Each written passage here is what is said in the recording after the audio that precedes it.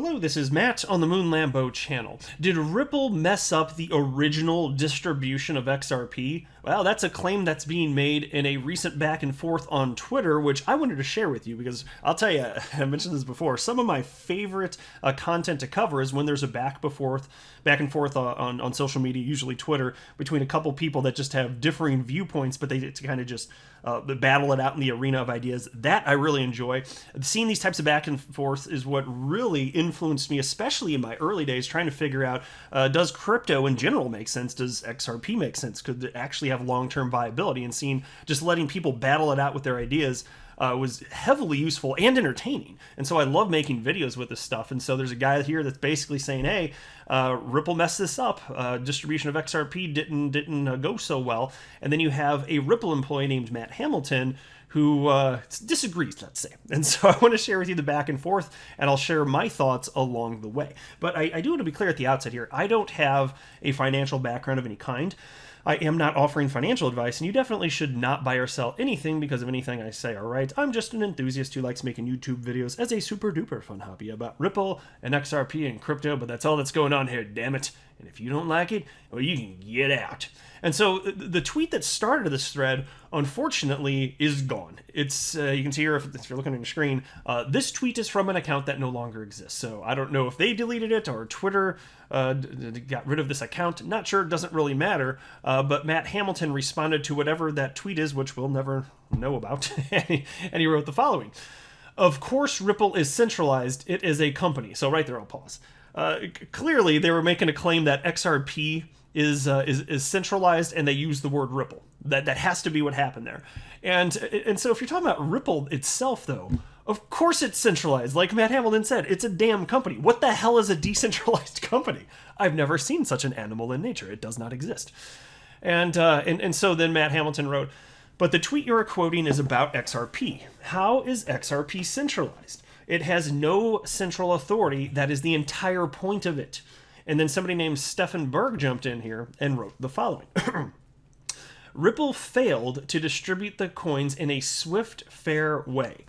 I think that is the reason for most hate. I'll pause right there already. I think the reason for most hate is that XRP, one of its primary use cases, is to serve as a bridge currency which helps the legacy financial system.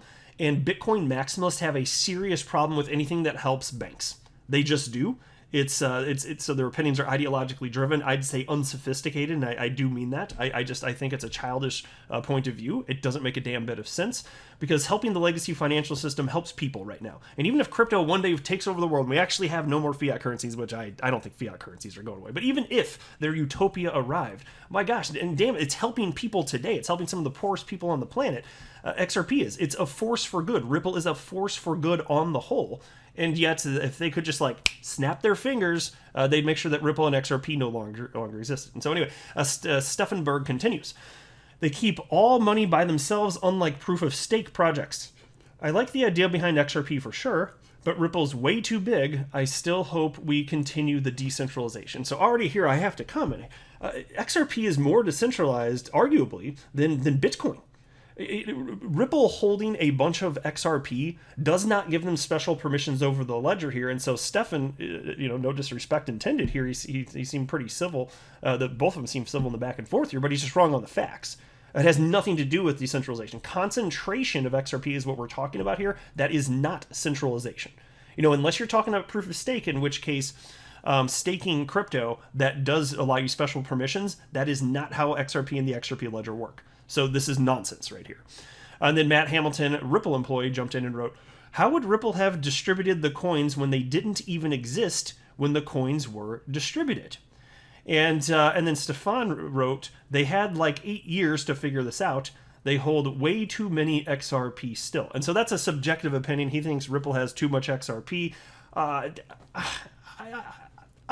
It doesn't matter. Can I be real with you here? Yeah, I can. It's my channel, damn it. I do what I want, and I want to be real with you right now.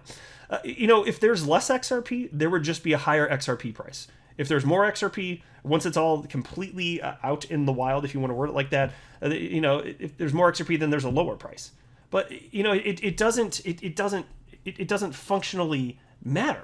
because their holdings, like if Ripple had way less XRP, okay, they'd have less XRP, but then the price would be higher. And so would it actually net out that they'd be benefiting or not benefiting from that? We don't know for sure, but I can't see that this is some sort of substantial. It's just like, what if instead of 100 billion XRP, there were 200 billion? Well, then XRP would be worth even less. So what? So what the hell does it matter? So they have more of something that's worth less, or they have less of something that's worth more. It's a wash, right? More, wouldn't you suspect that anyway? I mean, again, admit we don't know for sure, but wouldn't you suspect it's probably a wash? That's the way that I'm looking at it here. And also, Ripple did not create XRP. And it's a nuanced point, but it is factually correct. And look, actually, let me pull this up too, because David Schwartz, one of the creators of XRP, he wrote the following. He wrote, "It is misleading to say Ripple had," this is on September 16th, by the way, of last year. "It is misleading to say Ripple had nothing to do with the creation of XRP. The people who created XRP are pretty much the same as the people who created Ripple, and they created Ripple originally to, among other things, distribute XRP." And so that's factually correct. I'm not saying that one doesn't have anything to do with the other, but it is a matter-of-fact statement that Ripple itself did not create XRP. That's not in dispute here. But I'm not pretending like the people that created it didn't have any sort of interaction with the founders of Ripple. I'm not saying that. And to me, it doesn't matter a ton. And by the way, the reason that happened, look at this tweet up here, another one from the same day. David Schwartz wrote, "I know it sounds ridiculous today, but investors at that time were concerned that creating any kind of cryptocurrency was fundamentally illegal and insisted that it be complete before they were willing to form a company." And so that's why it happened. There wasn't any sort of trickery going on here. There was not clarity. I mean, not that there's a ton today in the United States, but there was even less clarity back then about whether they were even allowed to create a cryptocurrency. So they created it, and then a company was formed to utilize it and be a cheerleader for it. That's what happened. These are facts. And so, again, it wasn't Ripple that distributed it, though. And so Matt Hamilton responded to Stefan and wrote, "You still are missing the point. All the XRP has been distributed. It was distributed before Ripple even existed. How can Ripple distribute something if it has already been distributed?" And this is a fine point which I have talked about before. The creator of a cryptocurrency is the issuer. Since Ripple is not the creator of XRP, it is not the issuer. And once any cryptocurrency has been issued, as in it moves from the creator to the next recipient, it's out in the wild, it's part of the circulating supply. This is the way that circulating supplies are calculated, except for XRP. It gets an exception because reasons. There's not consistency here. And so here I've got live CoinWatch pulled up. You can see XRP number 6 in market cap, circulating supply 46.1 billion. But the truth of the matter is, if we're going to be consistent, because this is how they track everything else that's on this damn site here, and nothing against Live CoinWatch, I like Live CoinWatch, but CoinMarketCap, Live CoinWatch, they all do this the same. I just have a little bit of a bone to pick about this. But the creators are the issuers. Once it moves from the issuers, it's in circulating supply. So the true circulating supply, it's everything that the issuers, the original creators, don't hold. So well over 46 billion.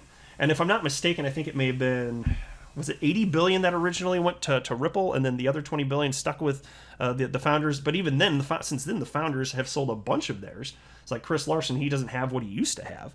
And so it would be certainly well over 80 billion that's actually in the circulating supply. It's out there. So just because Ripple has XRP in escrow, it doesn't mean that it's not a part of the circulating supply. Because being in the circulating supply doesn't mean that a cryptocurrency is for sale on an exchange. That's not how we calculate it. It just means it's sent from the issuer. And that is an important point to understand here. So if we're not going to be consistent, Ripple's, they're the one exception that I'm aware of anyway. Okay, fine. We can pretend like that's not the case. But if we're going to be consistent, no, that number isn't real. That is not the circulating supply if you're going to be consistent. So if you want to make an exception, fine. But let's not pretend like Ripple's the issuer. They aren't. If you want to make an exception, just stick with the facts still. And I don't see people doing that. So I wanted to critique that also. And then Stefan responded to Matt Hamilton and wrote the following. "I'm not missing anything. Circulation might be a better word. The problem is that one company alone handled all this, getting out, selling XRP.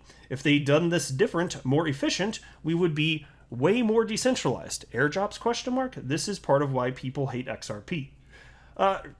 Again, it doesn't matter. Whether Ripple has a ton of XRP and it's worth less, or they have less XRP and it's worth more, it doesn't matter. Supply and demand dynamics play out. It functionally doesn't matter. And I don't know why that's hard for people to understand. It simply doesn't matter. And then Matt Hamilton wrote the following: what is your actual concern? You seemed just upset that Ripple owns so much XRP. Why does that upset you? There are entities that hold more Bitcoin than you too. Do you hate them?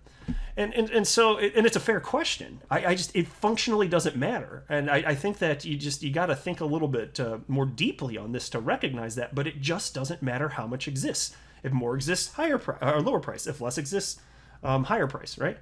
So it doesn't matter. And so then there was this article from the Daily Hodl, which came out December 31st of last year, 2020, titled, Ripple executive says it became impossible for company to give away its massive XRP holdings. I think you're going to find this fascinating here.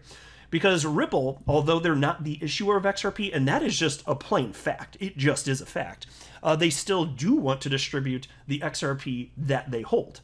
And so, given that they were, like among the first of holders of XRP, they did want to get their XRP into other people's hands. And frankly, I think it is fair to say they could have done it better. And David Schwartz has talked about this, including in this article, which you're going to see. I think you're going to find this really fascinating. But even he acknowledges, yeah, we could have done this better. Not that they completely botched the whole thing, but it would have been better to have just gotten, gotten out the vast majority of it out from the get-go. And this is why, he's also talked about the Spark token and the way it's being distributed. That's why he doesn't like that the Spark token is going to be distributed in multiple drops over a span of a few years. Because he's already been through this. He's like, guys, this isn't good. You're just going to have downward selling pressure for multiple years. Why not just get it over with and deal with the price getting suppressed if it does early? Because once it's out in the wild, it's done. And so that would have been better in hindsight. And he does recognize that. But check out this article. This is fascinating quotes from David Schwartz. Ripple Chief Technology Officer David Schwartz is offering his take on how Ripple could have handled its large holdings of XRP. Schwartz responded to a crypto enthusiast on Twitter who believes Ripple's biggest sin was the way the company managed its holdings of more than half of the total supply of XRP. And so there's this tweet from somebody named Yasin Mobarak, and I'm sorry if I'm butchering the name, I'm not trying to, but here's what he wrote on December 27th of last year. I remember the excitement of the early days. You're right, so much potential wasted.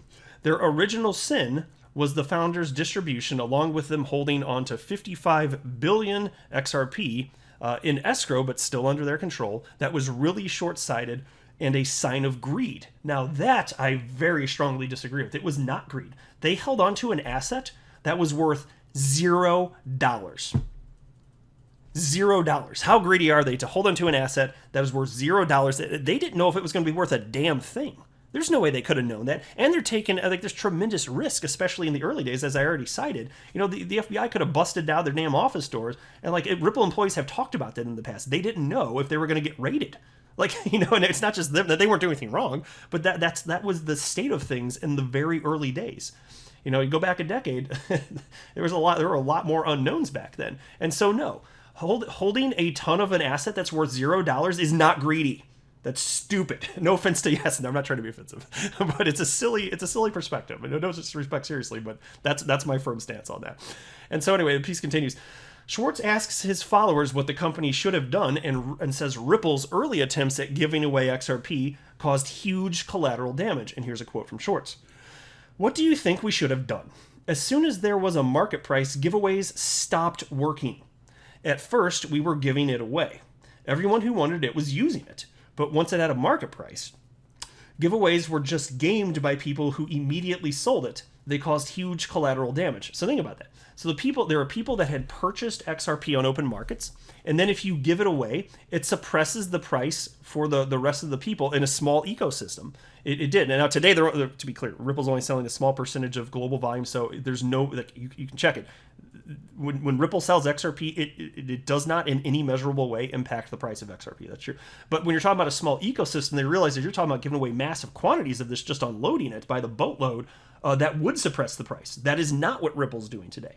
And so they recognize, oh shoot, now we've got a bunch of this, it's hard to get it out into the wild. That's true, and that's fair. And that's why Ripple didn't do this perfectly. Happy to acknowledge that. David Schwartz is acknowledging that. But it isn't like this is not original sin. That's a ridiculous point of view. There wasn't greed here. I mean, come on. Anyway, but when asked whether Ripple should have committed its XRP directly to the development of the XRP ledger itself, Schwartz questioned the amount of risk involved in such a move. And here's another quote. At that time, we would have had no idea what to commit it to.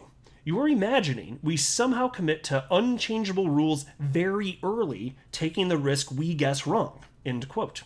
And so as for whether he feels good about how XRP has been used, Schwartz said he thinks Ripple did a good but not perfect job of managing its holdings. And here's another quote from Schwartz. I think we faced some unprecedented challenges and did a good job overall. Not perfect. I don't think making big, irrevocable commitments earlier would be helped, and it definitely didn't seem prudent at the time. But the biggest problem was that we didn't want to hold XRP forever, but giving it away became impossible. It was a bizarre challenge. Lockups don't work too well either, end quote. And so I can sympathize with this. You know, they were doing their best, they did act in good faith, and in hindsight, they would have done a little bit different. That's fair. It doesn't mean that there was greed or that this is a train wreck. This is what it is.